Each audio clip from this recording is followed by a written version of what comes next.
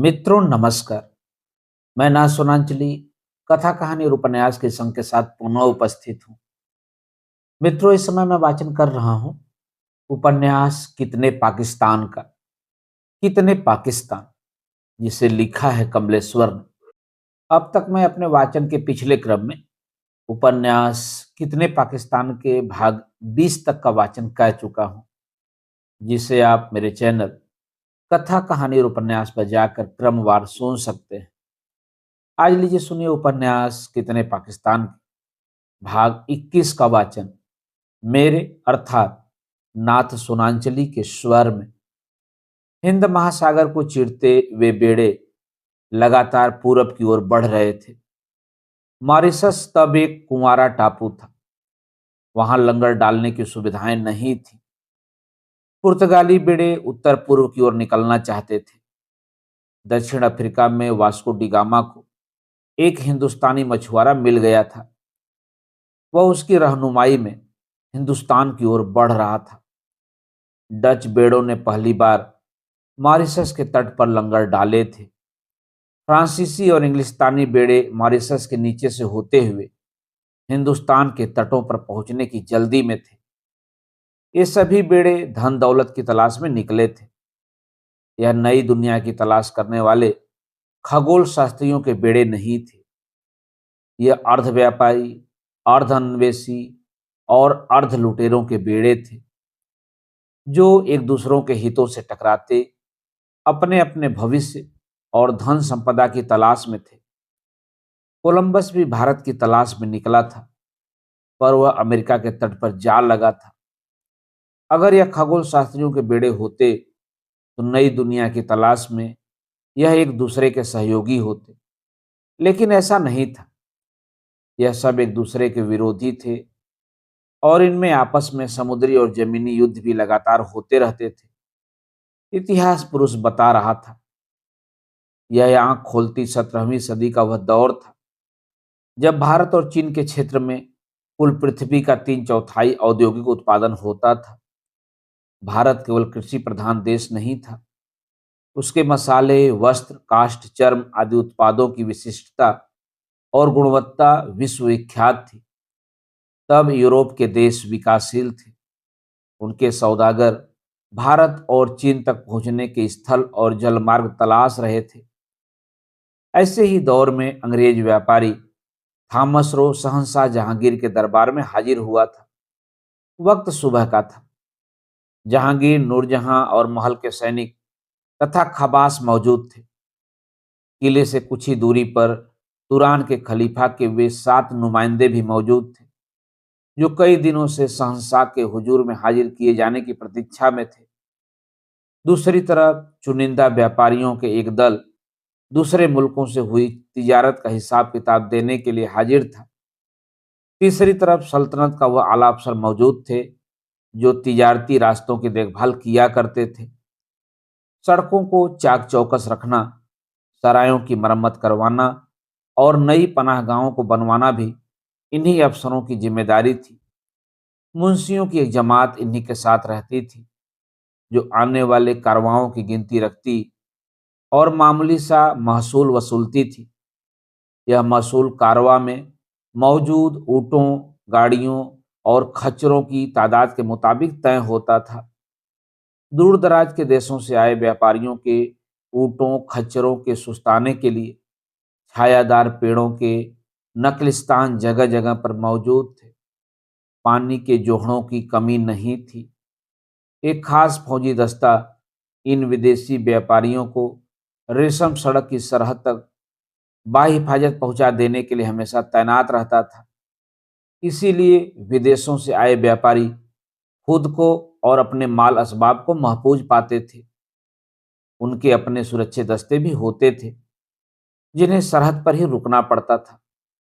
हिंदुस्तानी सुरक्षा दस्ते व्यापारियों को सरहद के ठिकानों तक पहुंचाकर उनके दस्तों के सुपुर्द कर देते थे।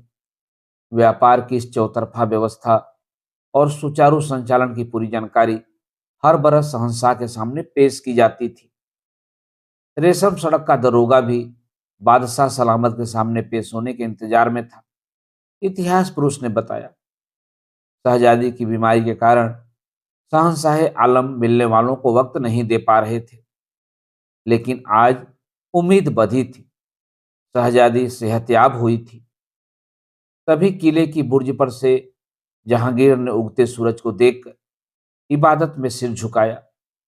नीचे खड़ी रियाया की भीड़ शहंशाह सलामत जिंदाबाद के नारे लगाने लगी। पीछे कहीं किसी मंदिर से सूर्य स्रोत की ध्वनि गूंज उठी।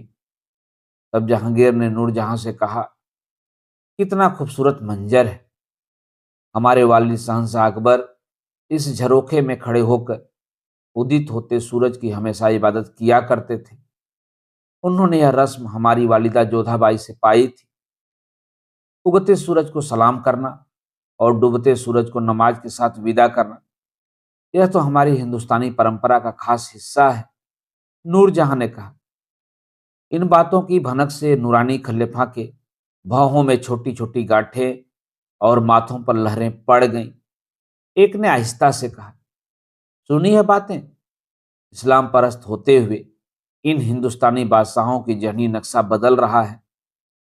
हाँ बेगम, यही बनते हुए हिंदुस्तान की नई तहजीब का नक्शा है। यहाँ कदीमी कुदरत की तरह कदीमी रीति रिवाज और मजहब मौजूद हैं। यहाँ के मजहब कुदरत की उस कोख से निकलते हैं जो हमें मौसम देती है, मौसम के साथ साथ अन्न देती है। यहाँ के मजहब हमें कुदरत के साथ साथ यकसा रखते हैं। तभी नूरजहां ने उनका ध्यान नीचे मौजूद रियाया की तरफ दिलाया। उधर देखिए हुजूर, इतने दिनों बाद आप बाहर निकले हैं। आपकी रियाया आपके दीदार के लिए उमड़ पड़ी है। तभी भीड़ की पुरजोश आवाजें आने लगीं। बादशाह सलामत जिंदाबाद। शहजादी की सेहतयाबी मुबारक हो, मुबारक हो। अदले जहांगीरी सलामत रहे, सलामत रहे। हमारे सर पर बादशाह का साया रहे। तभी एक दरबारी ने आकर दरख्वास्त की, हुजूर आलिया, तुरानी खलीफा के नुमाइंदे, तिजारती महाजनों का एक खास दल, रेशम सड़क के दरोगा के अलावा दीगर हाकिम, खासतौर से इंग्लिस्तान के दो व्यापारी थॉमस रो और विलियम फिंच आपके दीदार के लिए दरबार में तशरीफ फरमा रहे हैं। थॉमस रो, जिनकी दवा से हमारी बेटी ने शफा पाई है, शहजादी मौत के मुंह से बच के निकल आई है। हम उनको इनामो इकराम से मालामाल कर देंगे। उन्हें हमारे हुजूर में यही पेश किया जाए। शहंशाह जहांगीर ने हुक्म दिया और कुछ ही पलों में कोर्निश करते थॉमस रो और विलियम फिंच हाजिर हुए। थॉमस रो ने आगे बढ़कर सलाम करते हुए कहा, सरफे बाजियाबी की इजाजत के लिए यह थॉमस रो आपका शुक्रगुजार है जहां पना। शुक्रगुजार तो हम हैं आपसे थॉमस रो। आपने हमारी बेटी को नई जिंदगी दी है। यह जानकर हम और भी खुश हैं कि आप हमारे लिए अपने मुल्क से फन्ने मुसव्वरी के नादिर नमूने, दिलकश तस्वीरें भी लाए हैं। शहंशाह हिंद की खुशी हमारे लिए बेशकीमती है जहां पना। लेकिन थॉमस रो, हम यह नहीं जान पाए कि हकीकत में थॉमस रो कौन है। वह एक हकीम है या एक फनकार। थॉमस रो ने अदब से शहंशाह को देखा तो शहंशाह ने अगली बात पूछी, और यह भी जानना जरूरी है कि थॉमस रो अपने मुल्क से इतनी दूर क्यों आया है। तो थॉमस रो ने अर्ज किया, नाचीज एक सौदागर है हुजूर। तिजारत की गरज से आया हूं। इंग्लैंड के बासिंदे आपकी रियाया के साथ कारोबार करना चाहते हैं। आलम पनाह जरूर करें। हिंदुस्तान के ताजिर और महाजन हर किस्म की तिजारत के काबिल हैं। हुजूर आलिया, बंदा इस मसले पर तफसील से बातचीत करना चाहता है। जरूर जरूर, उस पर हमारी मलिका गौर करेंगी। हमारे मसले कुछ और ही हैं। कहते हुए शहंशाह दरबार की जानिब मुड़े और दरबारियों के साथ रुखसत हो गए। तब मलिका नूरजहां ने उनसे कहा, शहंशाह हुजूर और हम आपके मशकूर हैं। बताइए आप क्या चाहते हैं। मालिकाए आलिया, हम कुछ अंग्रेज व्यापारियों ने ईस्वी सन 1600 में एक तिजारती कंपनी कायम की है। उसी के लिए हम कहते कहते थॉमस रो थोड़ा सा अटका। रुक क्यों गए? बिला खतर बयान करो। मल्लिका हुजूर, हम अपनी उसी ईस्ट इंडिया कंपनी के लिए सूरत के बंदरगाह पर एक फैक्ट्री कायम करना चाहते हैं। फैक्ट्री? हम समझे नहीं। फैक्ट्री मतलब एक दुकान, एक गोदाम, जहां हम तिजारत का सामान रख सकें। ओह, सिर्फ इतनी सी जरूरत? हम आपकी दरख्वास्त बखूबी मंजूर करते हैं। मलिका नूरजहां ने कहा तो वजीर तिजारत ने मलिका को आगाह किया। मलिका हुजूर, देख लीजिए, क्योंकि पुर्तगाल के गोरे ताजिरों के बेड़े भी हमारी इजाजत से सूरत के बंदरगाह पर लंगर डाले रहते हैं। इस पर गौर फरमा लीजिए। तो थॉमस रो ने बीच में ही दखल दिया। मलिका हुजूर, हमें उन पुर्तगालियों से कुछ लेना देना नहीं। हम तो आपकी कदम बोसी करते हुए सूरत और मछलीपट्टनम जैसे बंदरगाहों के रास्ते तिजारत करके कुछ कमा खा लेंगे। बस शौक हम आपको तिजारत की इजाजत देते हैं। और उधर तुरानी खलीफा के सातों नुमाइंदे बादशाह सलामत जहांगीर से मिलने के बाद सल्तनत के बड़े बड़े और अहम उमरा और हाकिमों से मिलकर गुप्त मंत्रणाएं कर रहे थे। उनमें से एक कह रहा था, इस्लाम परस्ती को हिंदुस्तान परस्ती में बदल दिया जाए, यह मुनासिब नहीं है। यही आपके बादशाह अकबर ने किया था और यही अब आपके शहंशाह जहांगीर कर रहे हैं। इन हालात पर आप लोग नजर रखिए। वतन परस्ती से ज्यादा जरूरी है मजहब परस्ती। यह जुमला सुन के वक्त ने गहरी सदमे में सांस भरी। एकाएक पेड़ों के पत्ते झुलस गए। आग तो कहीं नहीं थी, पर ताजा हरे पत्ते झुलसते जा रहे थे और परिंदे परेशान थे। वे समझ नहीं पा रहे थे कि कुदरत ने ऐसी सांस क्यों ली। इससे उनके घोंसले भी झुलसने लगे। घोंसलों में बच्चे चीखने लगे। जो परवाज कर सकते थे, उन बच्चों को लेकर उनकी माएं उड़कर इधर उधर भटकने लगी। लेकिन जो नहीं उड़ सके और जो अभी तक अंडों के अपने खोल में कैद थे, वे वहीं घोंसलों में झुलस कर रह गए। मौत से बचते पक्षियों परिंदों का शोर पूरी कायनात में भर गया और धरती उनके नुचे हुए कुम्हलाए पंखों की परत से ढक गई। फिर मौसम बदले, सूरज निकला, चांद चमका, खेतों में धान उगा, तीज त्योहार आए, धरती ने गीत गाए, परिंदों ने घोंसले बनाए, आषाढ़ की बारिश में सब मिलकर नहाए। लेकिन न मालूम एक सदी बाद वक्त ने फिर सदमे से भरी गहरी सांस ली और फिर पेड़ों के पत्ते झुलसने लगे। तब पता नहीं कहां से इतिहास पुरुष की आवाज आई, परिंदों, धीरज रखो। हमें मालूम है कब कहाँ क्या हुआ है। घबराओ मत। कोई भी वह विचार जो इंसान परस्त नहीं है, मजहब परस्ती के नाम पर विचार को झुलसाकर अपनी चपेट में ले सकता है, लेकिन उसे जलाकर राख नहीं कर सकता। अगर ऐसा मुमकिन होता तो दुनिया में सिद्ध, साधु, सूफी, कबीर और नानक न पैदा होते। परिंदों ने इतिहास पुरुष को उम्मीद से देखा। आवाज फिर आने लगी। हिंदुस्तानी इस्लाम भी यहाँ के दकियानुसी ब्राह्मणवाद का शिकार है। इस्लाम की रूहानी आत्मा से जो सूफी उदारवाद जन्मा था, उसे इस्लाम के इन कट्टर ब्राह्मणों ने हिकारत से नामंजूर किया था। खुद इन्होंने हिंदुस्तानी इस्लाम को हिंदू वर्णाश्रम धर्म वाले सांचे में ढाल लिया। नहीं तो क्या वजह थी कि जो भी हिंदुस्तानी कलमा पढ़कर मुसलमान बना, मुगलिया सल्तनत में वह खादिम और चौबदार के ओहदे से ऊपर नहीं जा सका। यही था मुगलों का जातिवाद। इसी जातिवाद के चलते सदियों पहले हिंदू हारा था और इसी के चलते मुल्की मुसलमान की मदद से मुगल महरूम रहे थे। जैसे हिंदू छतरी का साथ हिंदू दलित ने नहीं दिया था, मुल्की मुस्लिम दलित ने नहीं दिया था। इसी इस्लामी ब्राह्मणवाद ने अकबर की कोशिशों को नाकाम किया था। इसी ने जहांगीर को अपनी चपेट में ले लिया था। शाहजहां पूरी तरह इनका शिकार हुआ था और तब इस्लाम के नाम पर औरंगजेब मुसलमान ब्राह्मण बनकर इंसान परस्ती को छोड़कर मजहब परस्ती के रास्ते पर चल पड़ा था। यह सरासर गलत है। एक दूसरी आवाज ने इतिहास पुरुष की बातों में दखल दिया। गलत और सही की यह बहस अभी शुरू ही हुई थी कि एक नाव जो शायद अपने बेड़े से बिछुड़ गई थी, दूसराक होटल की जेटों से आकर लगी। अदीब और सलमा ने उस नाव के मल्लाह को देखा और कुछ कुछ पहचाना। शक्ल तो पहचानी जाती थी, लेकिन वह नाविक जिस हाल में था उसमें कुछ पहचानना मुश्किल हो रहा था। तभी सलमा ने धीरे से कहा, मुझे लगता है यह तो आपके अर्दली साहब हैं। हाँ, यह यहाँ कैसे पहुंच गया? मुझे पहुंचना ही था हुजूर। एक बार जब आपने तहजीब के जिस्म पर लगे जख्मों को जानने की जिम्मेदारी उठा ली है, तब आप अपनी जाति जिंदगी जीने के लिए आजाद नहीं हैं। तो इन चंद लम्हों में ऐसा क्या हो गुजरा है कि तुम मेरी तलाश में निकल पड़े हो? चंद लम्हे हुजूर, दुनिया के सांसों पर एक एक लम्हा इतना भारी पड़ रहा है कि बयान से बाहर है। अफगानिस्तान कब्रिस्तान बन गया है। उधर लेबनान से पाकिस्तान का मुर्तजा भुट्टो खुद अपने मुल्क को खून से नहला देने की पेशकश कर रहा है। वह अपने वालिद की सियासी विरासत में अपनी बहन बेनजीर से बंटवारे की मांग कर रहा है। उधर इराक में कुर्द अपना पाकिस्तान बनाने की जद्दोजहद कर रहे हैं।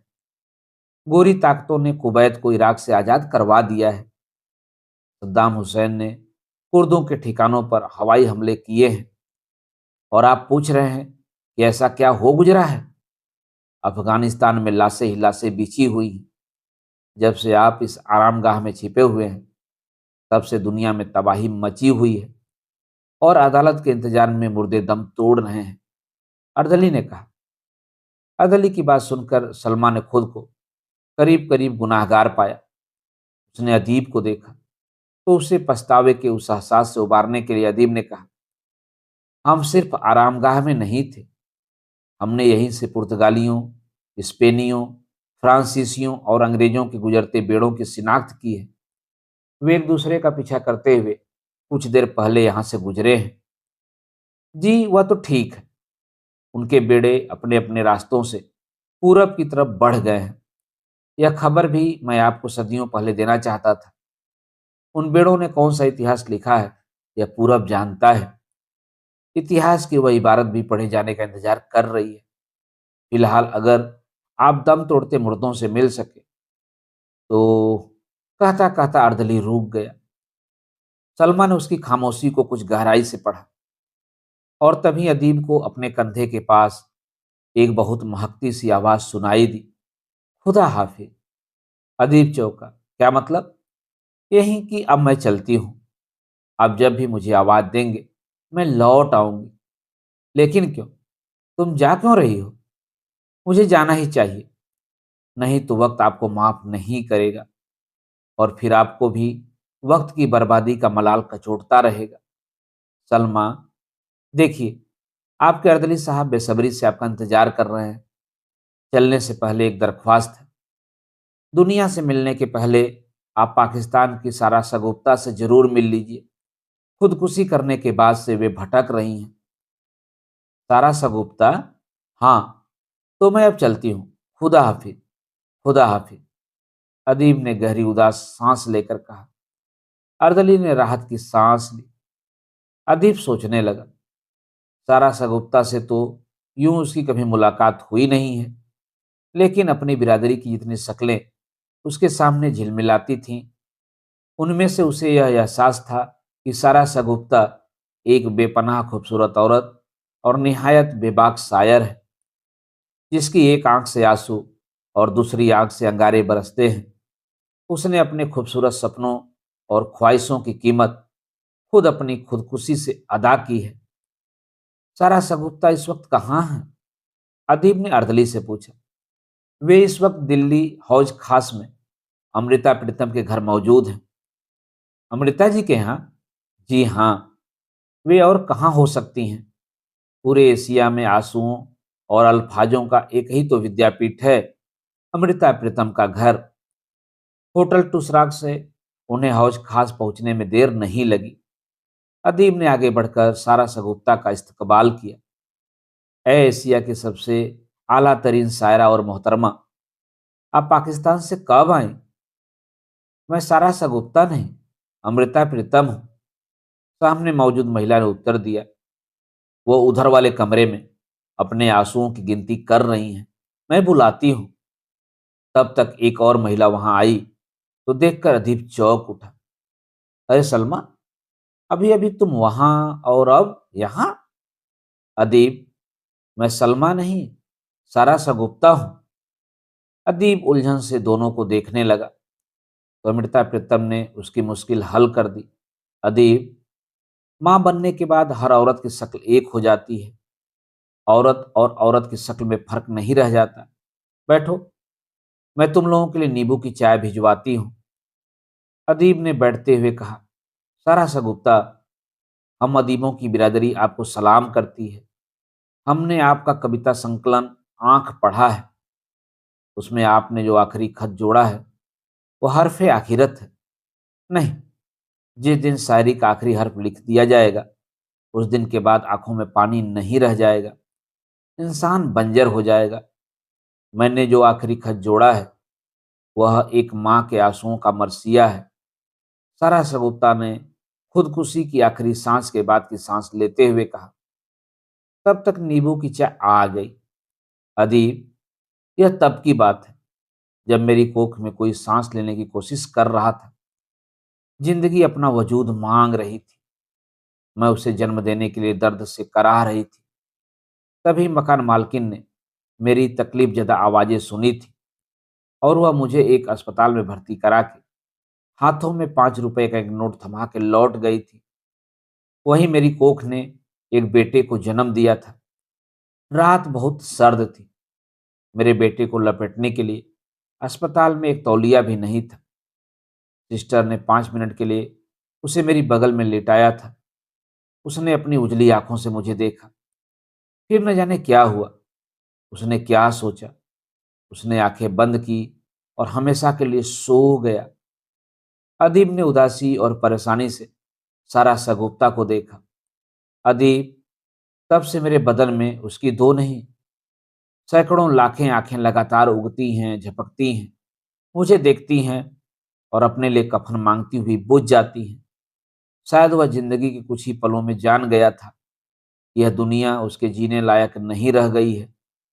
उसने जीना मुनासिब नहीं समझा। अदीब ने सारा को फिर देखा। मेरे पास सिर्फ 5 रुपए थे। मैंने अस्पताल से घर तक जाने की इजाजत मांगी। इजाजत मुझे नहीं मिली। एक तो इसलिए कि अभी मैं घर जाने लायक नहीं थी और दूसरे इसलिए कि मेरे बेटे की लाश वहीं पड़ी थी। तब सारा सगुप्ता, तब तब मुझे अस्पताल का खर्च चुकाना था और बेटे की लाश को दफनाने का इंतजाम करना था। तब उस वक्त मुझे 103 डिग्री बुखार था। अस्पताल वालों को अपने पैसों की दरकार थी। तब मैंने कहा था, मेरे बेटे की लाश रेहन रख लीजिए, मैं पैसे चुकाकर इसे ले जाऊंगा। एक शख्स ने तब मुझे शक की निगाह से देखा था। मैंने कहा था, मैं भागूंगी नहीं, लौट कर आऊंगी। और अदीब, ताजुब यह था कि दुनिया वालों में अभी तक यह विश्वास मौजूद था कि कोई और लौटे या न लौटे, माँ अपने जिंदा या मुर्दा बच्चे के लिए जरूर लौट कर आती है। मैं तब चली, मेरी छातियां दूध के निकास के लिए फटी जा रही थी। घर पहुंचकर मैंने अपनी छातियों का दूध निचोड़ निचोड़ कर एक गिलास में निकाला और वह गिलास अभी रखा ही था कि तमाम शायर और अदीब मातम पुरसी के लिए आ गए। कुछ देर वह सब खामोशी से दूध भरा गिलास देखते रहे, फिर अपनी हमेशा की बहसों में उलझ गए। वहीं फ्रायड, रिम्बो, लोरका, सादी, सार्थ, कामू, कापका, अल्लामा इकबाल, वे मेरे बेटे की लाश को भूल चुके थे। फिर सारा, फिर क्या, मैं उसकी रेहन रखी लाश ले आई। फिर हुजूर तो हुजूर, देखिए तो हुजूर, बेटे की लाश तो सारा सगुप्ता की गोद में मौजूद है। यह आवाज अर्दली की थी। तभी लाशों के बाजार खुलते चले गए। सोमालिया में शांति कायम करने गए पाकिस्तानी फौजियों की लाशों का अंबार लगा था। बोस्निया में कत्ल किए गए मुसलमानों की लाशों को कफन में लपेट कर सजाया जा रहा था। अजरबैजान में लाशों का बाजार लगा था। गीदड़, चील कौए और कुत्ते उनका बंटवारा कर रहे थे। नाइजीरिया में लाशों की शिनाख्त हो रही थी और बोलीविया में तमाम लाशें अपनी शहादत का खुतबा पढ़े जाने का इंतजार कर रही थी। कश्मीर में पड़ी लाशें अपने बयान दर्ज करा रही थी। उन लाशों में कश्मीरी मुसलमान भी थे और कश्मीरी पंडित भी। अफगानिस्तान में लाशें दफनाने के लिए जमीन की कमी पड़ रही थी, और ताजुब की बात यह कि तालिबानों द्वारा रौंद दिए जाने के बावजूद अपने अपने हिमायती लोगों की लाशों के ढेर पर गुलाम रब्बानी, अहमद शाह मसूद, गुलाबुद्दीन हिमयतकार और तालिबानों का तानाशाह मोहम्मद उमर जैसे लोग अपने अपने इस्लाम का ताज पहने शान से खड़े थे। तभी एक मुर्दा दौड़ता हुआ आया और चीखने लगा, अदीब आलिया, इस्लाम के नाम पर अफगानिस्तान कब्रिस्तान बन चुका है। यह चारों तो इस्लाम का ताज पहनकर बेशर्मी से खड़े हैं, पर कोई देखे तो हम आम इस्लाम परस्तों का क्या हाल हुआ है। हुजूर, हम लाखों करोड़ों लोग तो मारे गए, इन चारों के दामन बेगुनाहों के खून से तर हैं। पूरा मुल्क तबाह हो चुका है। अभी वह मुर्दा अपनी बात कह ही रहा था कि कराहता हुआ बाबर अदीब के सामने हाजिर हुआ।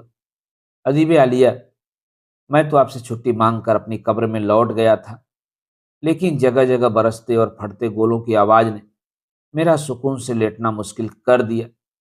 अब तो अफगानिस्तान से कदीमी मुर्दों को भी भागना पड़ रहा है, क्योंकि कब्रें मिस्मार हो चुकी हैं। लाशें शहतूत की तरह सड़ रही हैं। तेजाबी बदबू और सड़े हुए गोश्त को देखकर मांसभक्षी जानवर और परिंदे भी मुल्क छोड़कर उत्तर या दक्षिण की ओर चले गए हैं। अदीब आलिया, अफगानिस्तान मर गया है, मेरा काबुल मर गया है। मेरे काबुल पर यह कहर इस्लाम के नाम पर बर्पा किया गया है। बाबर, तुम किस मुंह से यह बात कर रहे हो? तुमने भी तो इस्लाम के नाम पर यह कहर हिंदुस्तान में बर्पा किया था। इतिहास की किताब के पन्नों से निकलकर राणा सांगार ने बाबर को ललकारा, नहीं, यह गलत है। हिंदुस्तान मेरे लिए हिंदुओं का मुल्क नहीं, सोने का मुल्क था। तुम्हारे हिंदुस्तान में तब सिंधु नदी की रेती में सोने के जर्रे बहकर आते थे। तुम तो अनपढ़ हो। पता है यूनान के हेरोडोटस ने क्या लिखा है? तुम्हारे सिंध इलाके का राजा खुद मनो सोने की रेत निकलवाता था और फारस के सम्राट साइरस से उसकी तिजारत करता था। उसी सोने की चिड़िया हिंदुस्तान पर मैं कब्जा करना चाहता था। मुझे एक मजबूत सल्तनत की जरूरत थी। मेरा दुश्मन हिंदुस्तान का हिंदू नहीं, बल्कि आगरा का मुसलमान बादशाह इब्राहिम लोदी था। और क्या तुम यह भी भूल गए कि इब्राहिम लोदी पर हमला करने के लिए तुमने और इब्राहिम लोदी के चचा पंजाब के सूबेदार दौलत खान लोदी ने मुझे संदेश भेजा था? तुम गलत बयानी कर रहे हो बाबर। तुम भी मोहम्मद बिन कासिम और महमूद गजनी की तरह काफिरों के विरुद्ध धर्म युद्ध करने आए थे, इस्लाम फैलाने आए थे। तुम तलवार के जोर पर अपना मजहब फैलाना चाहते थे। राणा संगा ने तेज आवाज में कहा, इसी तरह की बहसों से धार्मिक, सामुदायिक और ऐतिहासिक असलियत की दिशाएं बदल जाती हैं, और कालांतर में वे अलगाव, बहिष्कार और द्वेष का कारण बन जाती हैं। पराजित पक्ष इस तरह की स्मृतियों को संचित करके एक दूसरा ही मनोवांछित इतिहास लिख लेता है और उसी में जीना शुरू कर देता है। अदीब ने कहा तो सब उसकी ओर सहमति या असहमति से देखने लगे, और विजेता जब इन संचित स्मृतियों के इतिहास का सामना करता है तो धर्म उसका सहायक हथियार बन जाता है। तब वह धर्म को अपने शस्त्रागार में शामिल करके निरंकुश होने की हद तक चला जाता है। आरंभिक मध्यकालीन आक्रमणों का विकसित होता और बदलता सच यही है। यह आंशिक सच हो सकता है, राणा संगा ने हस्तक्षेप किया, संपूर्ण सच नहीं। पूछिए इस बाबर से, अगर यह धर्मांतरण का पक्षधर नहीं था तो इसके मुल्लाओं ने इसे गाजी होने की पदवी क्यों दी थी? उससे पहले मैं राणा संगा से पूछना चाहता हूं कि इब्राहिम लोदी के चाचा दौलत खान लोदी और इन्होंने जब मुझे हमले का दावतनामा भेजा था, तब क्या इन्होंने मुझे हिंदुओं को मुसलमान बनाने के लिए बुलाया था? बाबर ने तुरसी और तर्क से पूछा। मैंने कोई निमंत्रण बाबर को नहीं भेजा था, राणा संगा ने तैस में कहा। तुम्हारा वह दावतनामा मेरी तवारीख बाबरनामा में दर्ज है, और वह दस्तावेज आज का नहीं, 16वीं सदी का है। अगर यह गलत है तो तुमने तब क्यों नहीं कहा? आने वाली सदियों में तुम्हारे वंशजों ने उसे खारिज क्यों नहीं किया? मैं इस इल्जाम को मंजूर नहीं करता। राणा संगा ने तिलमिलाकर कहा, तुम मंजूर करो या न करो, लेकिन वक्त गवाह है, सबूत गवाह है, इतिहास गवाह है। मुझे तो मनचाहा मौका दिया था तुमने, फिर इस सोने की चिड़िया को छोड़कर चला जाऊं, इतना बेवकूफ मैं नहीं था। यहीं से हमारी तुम्हारी दुश्मनी का आगाज हुआ था। तब हुकूमत चलाने के लिए मुझे इस्लाम परस्त मुसलमानों और बादशाह परस्त हिंदुओं की जरूरत पड़ी थी। इसीलिए तुमने गाजी मुसलमान होने का सेहरा अपने सर बांध लिया था। अदीब ने तंज किया। तब हालात दूसरे थे अदीब आलिया। बाबर बोला, मेरे साथ जो लड़ाकू सिपह सलार और कबीले कंधार खुरासान, बदख्शां, तजिकिस्तान और उत्तरी ईरान से आए थे, वे लड़ते लड़ते थक गए थे। हिंदुस्तान के मौसम को वे बर्दाश्त नहीं कर पा रहे थे। गर्मी, लू, रेतीले बवंडरों, पसीने और पित्त के चकत्तों ने उन्हें बेहाल और बदहाल कर दिया था। जंग में लगे उनके घाव बारिश के मौसम में फिर खुल जाते थे। इन हालात में वे अपने घर लौट जाना चाहते थे। वे मुझसे भी दरख्वास्त कर रहे थे कि सल्तनत की सूबेदारी सौंप कर मैं भी वापस चल पड़ूं, फरगना को सर करूं और वहीं रहूं। लेकिन मेरे लिए यह मुनासिब और मुमकिन नहीं था। तब उन लौटने वाले फौजी कबीलों और सिपह सालारों को रोकने के लिए मैंने मजबूरी में मजहब का वास्ता दिया था। धन दौलत और ओहदों की पेशकश भी उन्हें नहीं रोक पा रही थी। मुझे तो यहीं रहना था, इसीलिए मैं आगरा में दफन हुआ था। वह तो बाद में मुझे आगरा से खोदकर काबुल में दफनाया गया और तस्सुबी इस्लाम परस्तों की जरूरतों की वजह से मुझे गाजी बनाया गया। राणा संगा ने फिर हस्तक्षेप करना चाहा, तो अदीब ने उन्हें रोककर हुक्म दिया, मोहम्मद बिन कासिम को पेश किया जाए। अर्दली तूफान की तरह गया और खलीफा अल वालिद की राजधानी से मोहम्मद बिन कासिम को पकड़ लाया। 23-24 साल के उस सजीले जवान को अदालत में पेश किया गया। रास्ते में ही अर्दली ने उसे गिरफ्तारी की वजह बता दी थी। अदालत को अदब से सलाम करने के बाद उसने बयान दर्ज कराया। हुजूरे अदब, मैं बाअदब कहना चाहता हूं कि मैं अरब हूं। मेरे कबीले का मालिक हज्जाज था। जनाब अल वालिद हमारे खलीफा थे। उन दिनों हिंद की धन दौलत की दास्तानें हवा में तैरती थी। हमने खजूर, रेत और रेतीली आधियों के सिवा कुछ देखा नहीं था। हमारा कबीला नया नया मुसलमान बना था। हमें तो सिर्फ यह मालूम था कि मजहब को मंजूर किया जाता है, मजहब को फैलाया जाता है, यह हमें तब तक पता नहीं था। मैं तो तब खुद 17 साल का था। धर्मांतरण कैसे किया जाता है इसका मुझे इल्म तक नहीं था।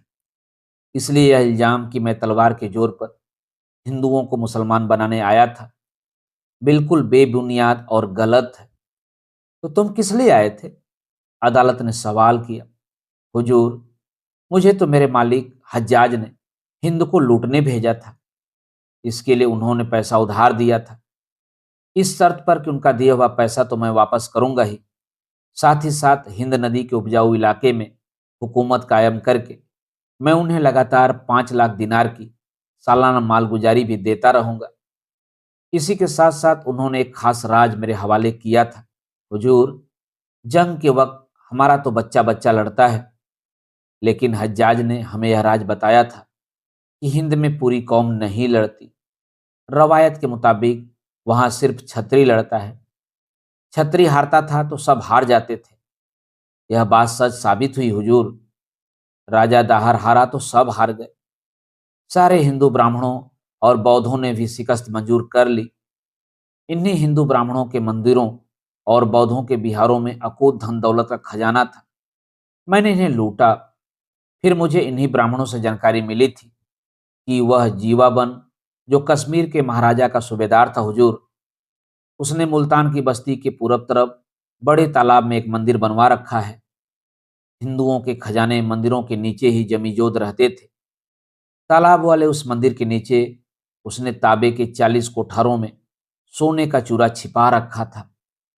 कोठार तोड़ने से पहले मैंने मूर्तियों को तोड़ा था मूर्तियां तोड़कर मुझे 300 मन सोना मिला था। फिर जब तालाब के अंदर मंदिर के नीचे वाले 40 कोठारों को मैंने तोड़ा तो 13,200 मन सोना मेरे हाथ आया। तब मैं मंदिरों को क्यों न तोड़ता अदीब आलिया। अदालत जैसे सख्ते में सब कुछ सुन रही थी। और फिर हुजूर, हिंद के बासिंदों का अल्लाह एक नहीं था। यहाँ हर ब्राह्मण का खुदा अलग अलग था। एक खुदा लूटता था तो दूसरा बचाने नहीं आता था, दूसरा लूटता था तो तीसरा बचाने नहीं आता था। इन हालात ने मेरी मदद की। मेरे सामने हिंदू और गैर हिंदू का सवाल नहीं था। मैं तो हिंद नदी के दहाने से तक्षशिला के बौद्ध ब्राह्मणों को चीरता हुआ कांगड़ा तक जीतता चला गया। अभी मोहम्मद बिन कासिम का बयान जारी था कि कश्मीर से जबरदस्त शोर उठा। ताजिकिस्तान चीखने लगा। ईरान पर अमेरिकी बमबारी आतिशबाजी की तरह दिखाई देने लगी। बोस्निया के मुसलमानों पर दोबारा सर्बों ने हमला कर दिया। श्रीलंका में प्रभाकरण ने जो 2000 नागरिक जान से मारकर जमीन में गाड़ दिए थे, उनके पिंजर निकल निकल कर कराहने लगे। सऊदी अरब, सूडान, अफगानिस्तान, पाकिस्तान के आतंकवादी जिहाद के नाम पर मासूम नागरिकों को मारते खदेड़ते हुए डोडा, उधमपुर और कुल्लू मनाली तक आगजनी, हत्याएं, अपहरण और लूटमार में मशगूल हो गए। उसी में कराची के कराहते घायलों की आवाज आई, अदालते आलिया सुनिए, लंदन से हमारे मुल्क को तोड़ने के लिए मुहाजिर अल्ताफ हुसैन जहर उगल रहा है। यह वही ताकतें हैं जिन्होंने पहले हिंदुस्तान को तोड़ा, अब पाकिस्तान को तोड़ना चाहती हैं। अदीब चीखा, सुनो कराची के बासिंदों, जितना जो कुछ टूट गया उसे भूल जाओ। जो अब टूटने के बाद बना है उसे टूटने से बचाओ। जितने मुल्क बनेंगे वे सिर्फ इंसान को तकसीम करेंगे। जरूरत से ज्यादा इस दुनिया का बंटवारा हो चुका है। खुदा के लिए बंटवारे की इस जहनीत को खत्म करो। लेकिन जो गलत बंटवारे हुए हैं उन्हें खत्म करना जरूरी है, नहीं तो अदीब आलिया, दुनिया में कत्लेआम और खून खराबा बंद नहीं होगा। यह तेज तर्रार आवाज सिंध पाकिस्तान के नेता डॉक्टर हेलोपेता की थी। धर्म के नाम पर तहजीबें भी खुखार और रक्तजीबी हो जाती हैं। यही हम सिंधियों के साथ हुआ है। हम सिंधी सदियों से स्वाधीन रहे हैं। हमारी जुबान, संस्कृति, फलसफा और सभ्यता इन पाकिस्तानियों से अलग है। हम 4 करोड़ सिंधियों को आत्मनिर्णय का अधिकार चाहिए। हमारे साथ सन 1947 में दगा हुआ है। पढ़िए पाकिस्तान के उस घोषणा पत्र को जो सन 1940 में लाहौर में जारी हुआ था। इसमें हम सिंधियों को पूरी स्वायत्ता देने का वादा है। लेकिन पाकिस्तान बनने के बाद सियासत के इरादे बदल गए। कठपुतले हुक्मरानों और सैनिक तानाशाहों ने यह वादा पूरा नहीं किया। इसी तरह और वादे न निभाने की वजह से पाकिस्तान टूटा और बांग्लादेशियों ने अपना पाकिस्तान बना लिया। अब हम अपना सिंध आज़ाद चाहते हैं, सिंधी मुसलमानों और सिंधी हिंदुओं के लिए, क्योंकि हमारी भाषा, इतिहास, संस्कृति और सभ्यता एक है। और होटल कनिष्क के एक कमरे में तभी 3 लोग बैठे दिखाई दिए। 84 वर्षीय जीए सिंध, आंदोलन के जनक जीएम सैयद, बाल कवि बैरागी और रामेश्वर निखरा। जीएम सैयद कह रहे थे, डॉक्टर हेलोपोता ठीक कहता है, सिंध की सभ्यता ही अलग है। वह इस्लाम और वैदिक धर्म की मिलीजुली सभ्यता है। यह ठीक है कि मैंने ही सन 43 में सिंध असेंबली में भारत विभाजन का प्रस्ताव मुस्लिम लीगी सदस्य के रूप में रखा था, पर 2 साल बीतते बीतते सन 45 में ही पाकिस्तान की नफरत की फिलॉसफी मेरे समझ में आ गई थी। मुझे शक होने लगा था कि जो जिन्ना भारत में आज हिंदुओं से नफरत करने की राजनीति चला रहा है, वह कल हम सिंधियों से भी नफरत करेगा। सन 1947 में इसीलिए मैंने बहुत बुझे हुए मन और आशंकाओं के बीच पाकिस्तान बनाने का स्वागत किया था। अगर तुम सिंधी हिंदुओं और सिंधी मुसलमानों की भाषा, संस्कृति और सभ्यता एक मानते हो, तो फिर आज विभाजन के इतने वर्षों के बाद भी भारत गया हुआ सिंधी हिंदू तुमसे इतनी नफरत क्यों करता है? यह सवाल एक पत्थर की तरह आकर गिरा। यह गलत है। हमारी गलती से विभाजन तो एक सच्ची घटना में तब्दील हो गया था, पर विभाजन के भयानक दौर में भी सिंध में मारकाट नहीं हुई थी। हमने मन ही मन अपनी ऐतिहासिक गलती मंजूर करते हुए बहुत भरे दिल से अपने हिंदू भाइयों को विदाई दी थी।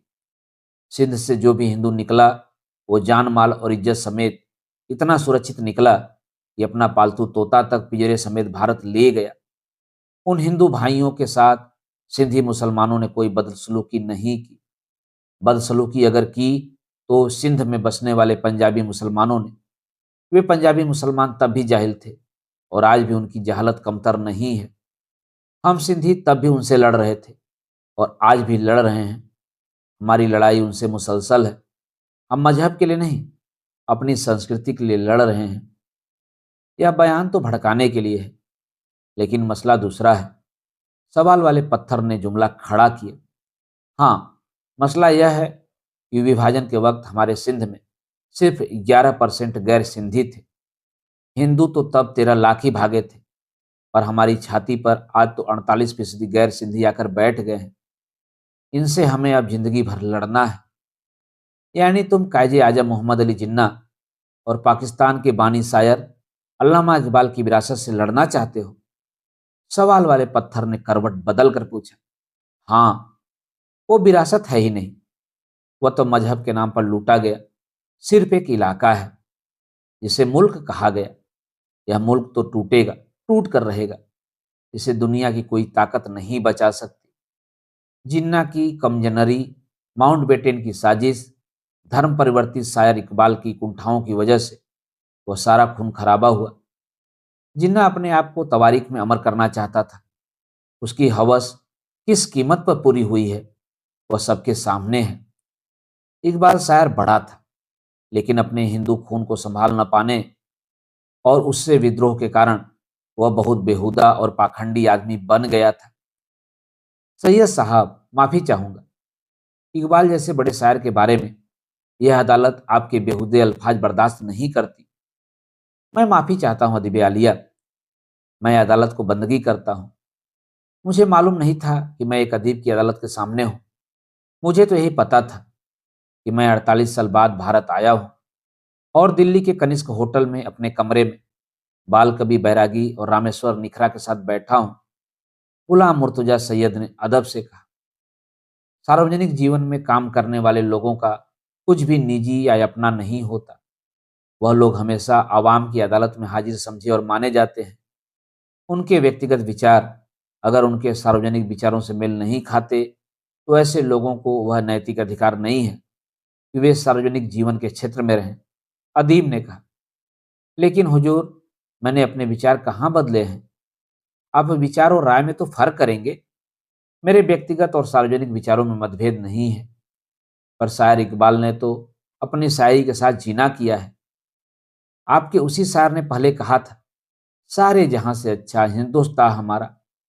उसी ने अपनी लाइनों को बदलकर क्या एक शायर की नैतिकता को चुनौती नहीं दी थी? आपका वही इकबाल पलट कर बोला, चीनो अरब हमारा, हिंदुस्तान हमारा, मुस्लिम है हम वतन हैं, सारा जहां हमारा। हुजूर, मैं जानना चाहूंगा यह कौन सी और कैसी शायराना नैतिकता है? क्या आप जैसे अदीबों और शायरों की कोई नैतिकता नहीं है, या कि आप किसी अदालत में हाजिर और जवाबदेह नहीं माने जाते? 1 मिनट के लिए अदालत खामोश होकर अर्दली और सारा सगुप्ता से मशविरा करने लगी। मशवरे के बाद अर्दली चुपचाप एक कोने में जाकर खड़ा हो गया। तब अदीब ने कहा, सैयद साहब, हर व्यक्ति की एक अदालत है। अपनी अदालत से कोई मुक्त नहीं है, चाहे वह अदीब ही क्यों न हो। लेकिन यह अदालत उन लोगों पर चल रहे मुकदमे की अदालत है जिनकी इंसानी आत्माएं उनके जीते जी चल बसी थी, या चल बसी हैं, या चल बसेंगी, और जो अपने दौर या अगले दौर या आने वाले दौर के आदमी की जिंदगी उसकी सोच और राहत से जी सकने के लिए खतरा बन गए थे, बन गए हैं या बन सकते हैं। अदीब ने बड़े गहरे अंदाज से कहा। तो अर्दली बिना आवाज किए ताली बजाने लगा। तो हुजूर, मैं भी तो उसी खतरे की बात कर रहा हूं। सोच का खतरा ही तो जिन्ना और इकबाल ने पैदा किया था। मुझे इकबाल की शायर की शख्सियत से कुछ लेना देना नहीं, लेकिन शायर भी तो वही होता है जो दुनिया के रूहानी दर्द को समझता है। जो शायर दर्द के दरिया में दूसरों को मरने के लिए डुबो दे, वह शायर कैसा? आखिर बुल्ले शाह और कबीर भी तो शायर थे। लेकिन इकबाल ने तो खून का दरिया बहाया, क्योंकि उसने खुदा को सिर्फ मुसलमानों का खुदा बनाकर रख दिया। इकबाल से पहले खुदा सबका था, हिंदू का था, मुसलमान का था, मीरा का था, कबीर का था, नानक और टैगोर का था, सुब्रमण्यम भारती और नजरुल इस्लाम का था, संत रैदास और ज्ञानेश्वर का था। वह किसका खुदा नहीं था? लेकिन इकबाल ने खुदा को मस्जिदों में कैद कर देने का पाप किया है। जिन्ना और इकबाल इस सदी के सबसे बड़े शैतान हैं। शैतान जीएम सैयद तैस में थे। अदालत में सन्नाटा छा गया। हुजूर, मैं महात्मा गांधी की समाधि पर एक चिराग जलाने जाना चाहता हूँ। जीएम सैयद ने इल्तिजा की। जाइए। अर्दली ने अदीब से पूछकर इजाजत दे दी। तभी कराची से भयग्रस्त लोगों की आवाजों ने आक्रमण किया।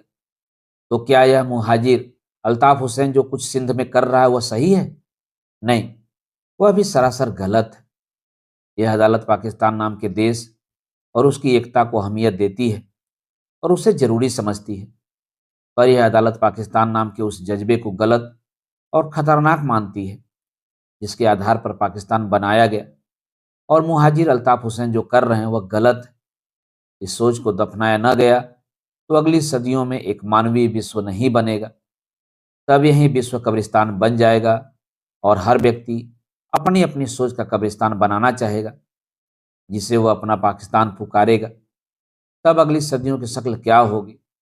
अदीब पागलों की तरह चीख रहा था। अल्ताफ हुसैन और डॉक्टर हेला पोता को कोई अधिकार नहीं है कि वह पाकिस्तान के अवाम को खून के दरिया में डुबो दें। पाकिस्तान की तानाशाही पंजाबी हुकूमत मेरे जैसे पाकिस्तानियों के इरादों की तलवार को नहीं छीन सकती। इरादे हाथों में नहीं, हमारे दिलों में हैं। यही तो सबसे बड़ा खतरा है। ए अल्ताफ, दिलों को तलवार बनने से रोको। दिलों में खुदाई रहमत और इंसानी जज्बे को पनपने का मौका दो। अगर इंसान के दिल की धरती को तुमने खून की ख्वाहिश से सींच दिया तो पाकिस्तान भी वीरान हो जाएगा, और यह वीरानी हर मुल्क, हर सभ्यता, हर संस्कृति में फैलती चली जाएगी। इसलिए ए अल्ताफ हुसैन, मनुष्य के बुनियादी संघर्ष को पहचानो और पाकिस्तान में फिर फौजी तानाशाही की हुकूमत के दरवाजे मत खोलो। आज बहादुरी भौतिकवाद की, यांत्रिकता की गुलाम है। कोई फौजी, कोई आदमी यांत्रिकता की मदद के बिना बहादुर नहीं है। इसे समझो और जाति दुखों और नफरत की दुनिया से बाहर निकलकर एक बेहतर और न्याय संगत पाकिस्तान की तामीर में हाथ बटाओ। मुझे बदला लेना है। अल्ताफ हुसैन तमक कर चीखा। पाकिस्तान हमने बनाया है, इन पंजाबियों, बलूचों, सिंधियों और पख्तूनों ने नहीं। पाकिस्तान बनने की कीमत हम औध और बिहार के मुसलमानों ने चुकाई है। असली पाकिस्तानी तो हम हैं। हमें इन नकली पाकिस्तानियों से हिसाब चुकाना है। अल्ताफ हुसैन, घृणा, बदले की भावना और खून खराबे से इंसान को आज़ाद करो, ताकि आने वाली सदियां गुमराह न होने पाएं। अदीब बोल ही रहा था कि अर्दली ने तूफान की तरह अदालत में दाखिल होते इराक के सद्दाम हुसैन को जैसे तैसे संभाला, फिर पेश किया। हुजूर, ये इराक के सद्दाम हुसैन हैं। ये बहुत चीख रहे हैं। क्या बात है सद्दाम हुसैन? अदालत ने पूछा। अदीब आलिया, आज इराक और ईरान के बीच चल रही जंग के खत्म होने की सालगिरह है। सद्दाम ने बताया। यह तो बड़ी अच्छी बात है। नहीं, क्योंकि अमन की इस सालगिरह के दिन अब अमेरिका, सऊदी अरब और ईरान ने अपनी अपनी वजहों से हमें खत्म करने का बीड़ा उठाया है। लेकिन क्यों? आखिर सऊदी अरब और ईरान भी तो मुस्लिम मुल्क हैं। एक ही मजहब को मानने वाले मुल्कों में यह दुश्मनी कैसे? क्योंकि सिया ईरान सुन्नी अरबों के खिलाफ एक नई सल्तनत खड़ी करना चाहता है। वह इस्लाम को अपने दायरे में बांधना चाहता है। इसलिए वह मेरी और मेरे मुल्क की मुखालफत करता है। खासतौर से इसलिए ईरानी नसों में आर्यों का खून बहता है और वह हमें अरबों और सुन्नियों को मंजूर नहीं करता। लेकिन सद्दाम हुसैन, सऊदी अरब तुमसे ज़्यादा अरबी है, वह सुन्नी भी है। तब वो तुम्हारा साथ क्यों नहीं देता? क्योंकि उन्हें शक है कि दजला फरात की वादी के हम अरब भी मूलतः आर्य हैं। हमारी नसों में बहते खून को सऊदी अरब वाले और उनके गुर्गे भी मंजूर नहीं करते। हम सुन्नी हैं, पर अरबी लोग हमारे खून को अरबी इस्लामी खून से अलग मानते हैं। सद्दाम हुसैन बोल ही रहा था कि अर्दली ने बीच में टोका, हुजूर, आप तो गैर जरूरी बहस में उलझ गए। सारी सदियां रुकी हुई खड़ी हैं। हिटलर खड़ा है, मोहम्मद बिन कासिम 8वीं सदी से खड़ा है, महमूद गजनवी अपने सबूत लिए 10वीं सदी से मौजूद है, 16वीं सदी का बाबर अभी अपनी बात और जीरह पूरी नहीं कर पाया है, और 17वीं सदी के बंद होते दरवाजे पर औरंगजेब अपनी बारी का इंतजार कर रहा है, और 20वीं सदी की सारा सगुप्ता अभी तक अपने बेटे की लाश लिए कोने में खड़ी है।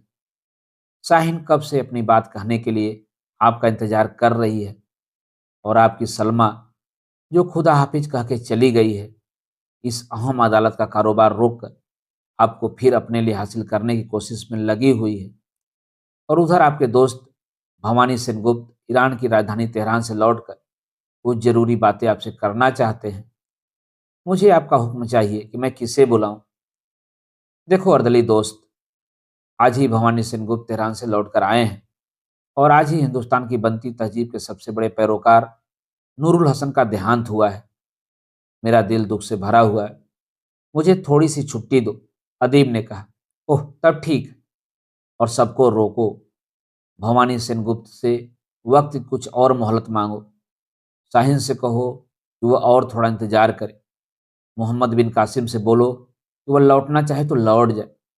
महमूद गजनवी से कहो कि अपनी लूट का हिसाब तैयार करे। और बाबर से कहो कि तालिबानों की तोपों के गोलों की परवाह न करे, वह फिलहाल अपनी कब्र में जाकर लेट जाए। और इन तमाम फरमानों को जारी करने के बाद औरंगजेब से कहो कुछ देर बाद वह अदालत में हाजिर हो। मित्रों, अभी आप सुन रहे थे उपन्यास कितने पाकिस्तान के भाग 21 का वाचन मेरे अर्थात ना सुनांचली के स्वर में। मित्रों, उपन्यास कितने पाकिस्तान के आगे के भागों का वाचन आप मेरे वाचन के अगले क्रम में सुन सकते हैं। तो जुड़े रहिए कथा कहानी और उपन्यास के साथ। धन्यवाद। नमस्कार।